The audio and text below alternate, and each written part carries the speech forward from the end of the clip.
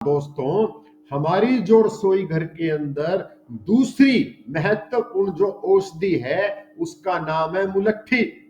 मुलट्ठी खांसी के इलाज के लिए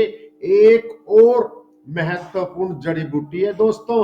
जो आपकी गले की खराश को तो कम करती ही है